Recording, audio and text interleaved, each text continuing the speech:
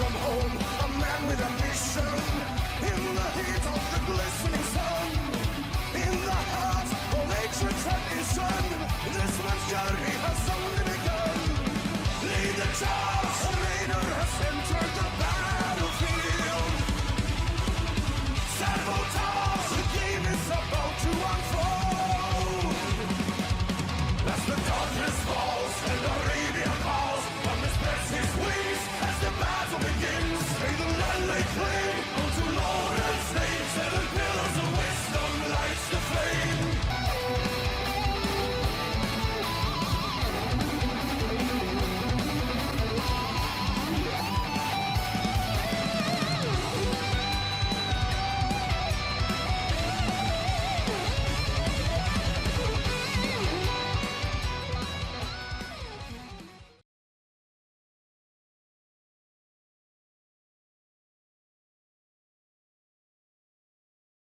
Hello, everybody. Yeah, we're back. Hi again. It's Doug Jakowski, and I'm in the boat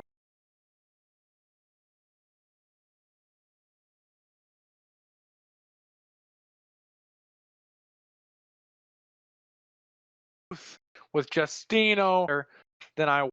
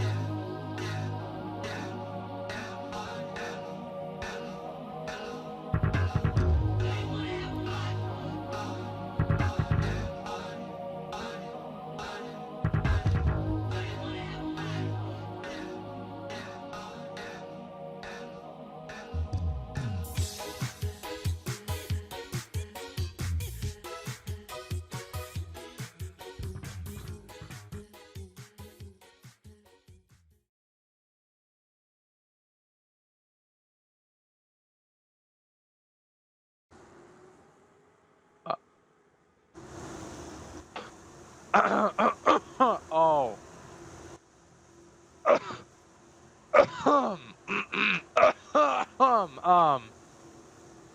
Hello shit, I shouldn't have done that. Hello everybody. We're here. So I wonder, Justino, who do you think is gonna win today's race? You know what? I've actually got my eye on guys Logan's speed. He's actually shown speed among all series he's been taking part in. I wouldn't be surprised if he gets the dub today, presented by Fortnite. Yeah, I didn't know you were presented by that. Well, I have my eyes on Zach Stern, and green flag waves Mikey as the field goes down into turn one. Alamutz leads just by a little bit, but Zach Stern is going to power on down through there on that inside line, Mikey. Yeah, Zach Stern with that preferred line here at Dover. He's got a little bit of help from James O'Maka. Now James O'Maka is going to go to the bottom lane and try to take the lead away, and I think his first ever start. It is indeed his first ever start, and that team has been showing signs of intense speed. Just think that was the former Jason Elliott team that 57 was, and they went through and they renumbered everything, and they used the same black trucks that Jason was driving and just changed. Whoa, Sydney Allen nearly. Yeah, Sydney Allen and Bacon Thief. I don't know what's up between them two. Seems as if they have a somewhat rivalry going on ever since that Iowa race in the MLNCS. Oh shit! Surprise, Sydney is not a Yeah, guy you want to pick off. Oh my! Took out one truck. Well, Well, he saved it, but he also destroyed the 45. Oh, that's a rip and a half. Oh, that sucks for Kylie Greider and them. Yeah. Fortunately, that truck looks repairable, but that's not a way you want to start your day here at Dover. Yeah, especially this early into the race. I mean, there's so many laps left, so many things could go wrong in those laps to make that truck even worse, and it's just not good. Oh, as you can see there, Zach Stern using wizard magic that he borrowed from Brandon Allen to phase through the pace truck, as always, you know. Yeah. But, oh. Yeah, wonderful technology here we have in the Columbia Sportswear Truck Series that allows these drivers to do that.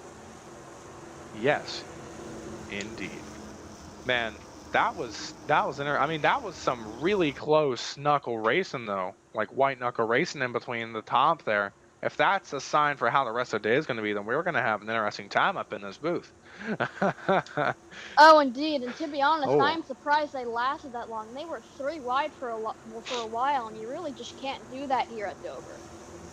yeah, I don't understand what was happening there. Like, I don't know if maybe Chris Black got forced like up there onto the outside line, or if he tried to run the same line as I think Davidson was running, like a car length ahead of him. Because Davidson had a really good run corner the past time he did that, so I assume that he was probably trying to copy that. As we're going to go take a look to see what happened here in a second. Okay. So, yeah, it seems that he was trying to do like what Davidson is doing. He's holding his line perfectly fine. Oh, okay. I think it was Roberto. Yeah, Roberto went Kinda up got into into each Bacon other. Thief. Yeah, Roberto got into Bacon Thief, which caused Bacon Thief to go up into Chris Black, which got Bacon Thief loose. He managed to save his truck, but he went up in the rear end, hit the rear end of Kylie Greider and sent her truck around. But luckily, it doesn't seem as if anyone else got involved. Maybe running into the back of each other, but nothing too major like the 45 had, sadly. Here's on board from Giancarlo Urenda to play on board. Oh yeah, Logan. Yeah, Kylie had nowhere to go for that. She just basically just got bitch slapped right across the face. Yeah. With that truck. Very Here's the unfortunate. onboard. Very unfortunate for Kylie. Usually, stuff like that can be much worse, especially with the banking here at Dover. And a wreck is obviously not something that you want to see, but at least some of these drivers can be thankful it could have been much worse. Yeah, it could have been a lot worse. She could have went down and trapped traffic and got absolutely T-boned and destroyed like we've seen here several times before it's over. So that's definitely a good thing there, as we're going to be coming around for the restart now. Pace truck just pulled in. Zach Stern will be leading them off, followed by, the up here before Alan Moots, James Amok, Justin Ricci, and Ethan Farley. And the green flag waves as we are green here once again. Zach Stern and Alan Moots with a really great restart, pulling away from the 57 pretty quickly, going down onto the backstretch. With Alan Mooch, that inside line, trying to take the lead away from Zach Stern. These two have been battling all day. They have been, and it seems as if Zach is really good at running all three lines here, which is really good, actually. Ooh. That was very close in the back between Bill and Jones. It was. I thought he was going to go for a second. Oh, and we wouldn't have even lasted a lap. Oh, geez. But luckily we didn't. But as I was saying, Zach Stern is really good at running. If you saw earlier, whenever he got pushed up into that middle line, he was able to power out of it and beat both the outside and inside line onto the front stretch and still lead the lap. If that doesn't show how good of a truck Zach Stern has here today, I don't know what does. Yeah. Stern has proved to be very fast, and here comes reaching the bottom of Omok. No. Not another. Chris no, Black Roberto's again. down. Tagged Anthony Garcia. Quinn Yeager's in it. Not Quinny. Oh, that's an even bigger rip and a half. Oh God, what? I didn't even see what happened there. Like, I mean, I saw like the 70 bouncing in between the two trucks, and next thing I know, they're in the wall, Mikey. Yeah, hopefully we'll get a replay of that very shortly, but that was very interesting. It did seem a little bit similar to what had happened with Gavin Grant and Bacon Thief earlier, but obviously it involved more than one truck. Yeah, and Gavin Grant and Bacon Thief? Did I miss a record? I'm sorry. Anyway. Was it, do you mean, whenever, what was it? Do you mean whenever, God, how stuttering over? I should, Chris Black and Yeah. Bacon I don't know why I said that. Thief and Roberto Crown got together. Yeah, I mean, Chris and Grant do have pretty similar front of the trucks, about the same color blue. So I mean, it's fine. You know, I was about to say I got a little confused there, but we're fine. We're fine. I am sorry. It's fine. It's only a name mess up. It's not like, it's not a Kyle Larson level of mistake. It is okay. You're not canceled. Oh my. If it was Kyle Larson level of mistake, then well, this broadcast would be ending right now, but that's besides the point. Well, anyway, we're going to take a look at a replay here. Yeah, we're going to go ahead and take a look at the replay here soon, yeah. And that was just interesting, like that. That really sucks. We really didn't last too long. I thought maybe we would have gotten a little bit, farther. Well, let's see. Okay. Here we go. So Chris Black Chris Black is holding his line. He's not doing anything wrong this time like he did beforehand. Quinn Yeager doing his thing on the top line.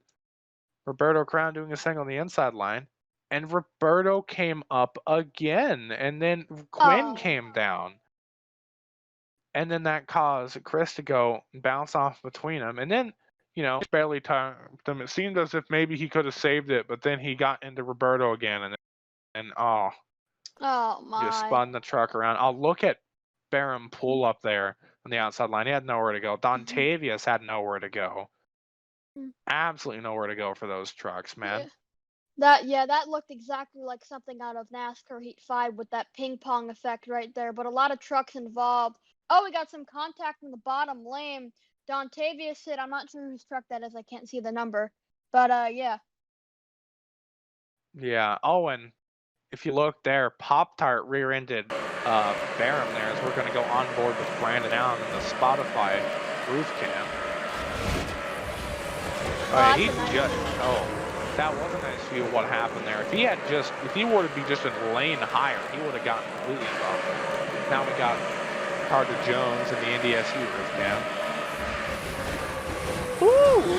That Oh, one was wow. a close one. Okay, so we can tell that it was Guy Speed who hit Dontavius now. That's what that was. Yeah. And then, yeah, he went to go high to not hit regular and just hit full. And he got rear-ended by Gavin Grant. Oh, wow, that's just unfortunate. Yeah. I mean, luckily not too much damage, but that can still affect the aerodynamics of the truck. Yeah, that would definitely still affect it, but it shouldn't affect it too much. And plus, let's be honest, Pop-Tart doesn't quite run up front. Yeah. Unless it's a super speedway, he doesn't really, his truck doesn't have the in it to go there. Same with really all the Donate Life racing that they have on track. As green flag is back in the air, Zach Stern again leads them down. As he is still in the lead because we haven't really gotten too far in this race. The same top five as before. And we're going down the backstretch. Allen and James O'Mock are going to dive it down, see if they can take the lead away from Zach, but Zach still is able to power out on that outside lane again. That outside lane just gets huge runs off the corners, but if you're able to dive it in deep enough, just maybe you can get side by side, and that is exactly what Alan Mooch is trying right here. Yeah, that's what he's trying to do there, and he's being fought back by Justin Ricci on the outside, who, again, just like Zach Stern, is able to keep his own, and Allen can't seem to complete the pass with Justin right there. Luckily, he did just complete the pass. That's the help of James O'Mock behind him, but if he didn't have that help, I guarantee you he would have been battling side by side with him for a few laps. There's a lot of tight racing right here up inside the top 10. A lot of big names and a lot of new drivers here too. But anyway, the top 3 does remain the same though. Indeed, but it may change here in a second because here comes Justin Ricci seeing if he can maybe get a run on that inside. Maybe he has the truck for the inside and can keep up with Allen. And it seems that he can keep up with him, but I don't know if he can complete the pass. Oh, wait. But okay, Allen dove down, but I was about to say Tanner Campos is now lined up behind him. And if he goes with Tanner, he could probably get up to Zach and maybe try and challenge with the lead. Yeah, Zach seems to have a very strong truck today at Dover. He's been leading, I think, every lap today. So it's going to see who can challenge him as that 12 truck goes to the bottom of Alan Mooch. Yeah, and Allen just fell back hard on that outside line. Clearly, the outside line is not the line for his as he starts to fall back as Tanner is attempting to try and take the third spot away from him now. As Justin is now trying to dive it down below Zach Stern. And look, he's actually making a pretty good run here. Yeah. No idea where that 12 truck speed came from, but he's going for the bottom. He's going to challenge the lead for Zach Stern. He's got help on the bottom by Alan Mooch. Yeah, but now he's being left out to dry as Zach Stern gets help from Allen, maybe seeing if he can fall in line with him and run the line. But Justin Ricci takes the lead away, Mikey. Yeah. Justin has never won an event in any series he competes in, and he is determined to do so. Maybe today could be his day. Today could quite possibly be his day because in practice, he, by only 2 1/1000ths of a second, had the second fastest lap to, of course, Zach Stern, the one who got the pole and the one who's been running the best. And as you can see here, his truck has seemed to really come alive the longer they've been out on these tires. Same thing with a few other trucks like Tanner Campos, and as you can see, there's others like Caleb Marinelli and Raven Dagan's trucks are starting to come alive, and they're climbing up to the top 10. Yeah, all those long-run trucks really haven't had the chance to go up there and challenge for the lead because of the 2 wrecks back-to-back. Now, yeah, they're starting to emerge themselves from the field and gain some spots, as we've got a tight battle over here with Caleb Marinelli and Tyler King. Yeah, well, now it's not even Tyler King, it's Kyler Scott. Who would have thought Tyler King in that licensing machine hasn't exactly been running the best but he hasn't exactly been running the worst. And now he's showing that his truck can actually run pretty quick as he's starting to, well, he's running 7th at the, wait, is he running, no, he's running, wait, am I going, no, he is running 7th. He's running 7th at the moment, go right behind Ethan Farley, trying to see if he can work with him or maybe get around him to take that 6th position away. Yeah, now here's Alan Mooch trying to get into the top 3 by Tanner Campos, but he doesn't have the speed. And now there's James O'Ma on the outside. He's going to lose a lot of spots. I was about to say the great run he was having that James O'Ma is having today in his first ever start. Yeah, and speaking of first ever starts, Ethan Farley in the truck directly on him at the moment is having a wonderful first start here at Dover. He is just, that team, the Cyberstorm Racing team, they started off over actually not mid-season, but after the first few races, and they've just been slowly culminating equipment and getting resources and sponsors done, and they finally got up enough money and resources to try and get one of their trucks in at Rockingham, and they got Allen in. And now here they managed to get both in, and they're both running really well. Yes, now we've come to 10 to go. That 12 truck of Ricci has gotten a pretty big gap, but that might not last too long. Zach Stern does have a fast truck. Yeah, Zach has a really fast truck, and due to the fact that he has Tanner behind him, although Tanner doesn't seem to want to stay behind him, with how fast of a truck Zach has, I guess we'll get to see if his truck is if his truck is just a short run truck, or maybe it's a short and really long run truck, because he's still able to hold off Tanner. He's still able to hold off, the 57 and the 28 all at the same time. And it seems as if he's gaining on the 12 actually, or at least if he's not getting on the 12, he's pulling away from, the cars behind him at least. Yeah, Tanner does have a fast truck today. He really didn't have that good a starting spot if I can remember. But yeah, he's up here in the top 3, and he's looking to get his first ever Columbia Sportsman Truck Series victory.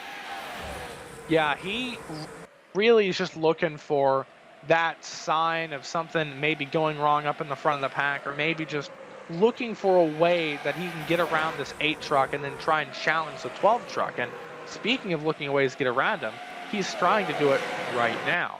Let's see if he can maybe send it in deep enough to get by him on the inside here. But no, it just seems as if Zach is really great at holding that outside line.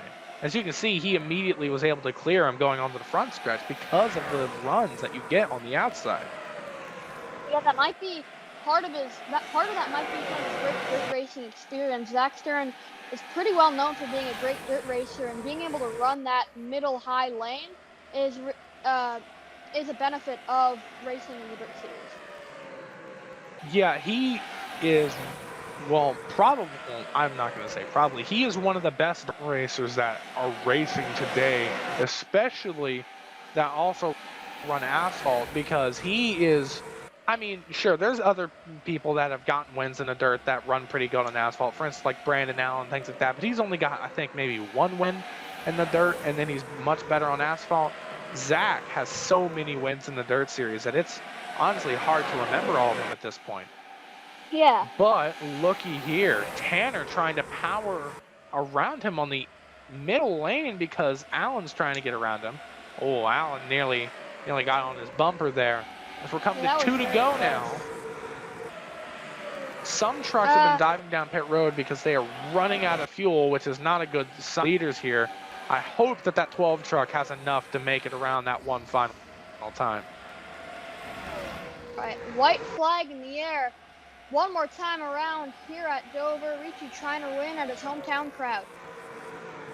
Yes, he is. He's really, really trying to get it done. Tanner Campos and Zach Stern waiting behind you to see if something would possibly go wrong. And, the 12 truck slowing. Because Chris Black is stopped on the track. And Tanner Campos. Campos powers by and takes the win. Oh, my God. Oh, no, that is heartbreaking for that 12 team. But what a finish. Tanner Campos getting it done here at Dover. Oh, my God. And for some reason, the pace truck's on track. And God, what just... that is so... That is... Oh. That Yeah, was quite that a confusing finish. that was wow. What was Chris Black doing? I don't Why know. was he? Oh, that's just. I Oh thought man.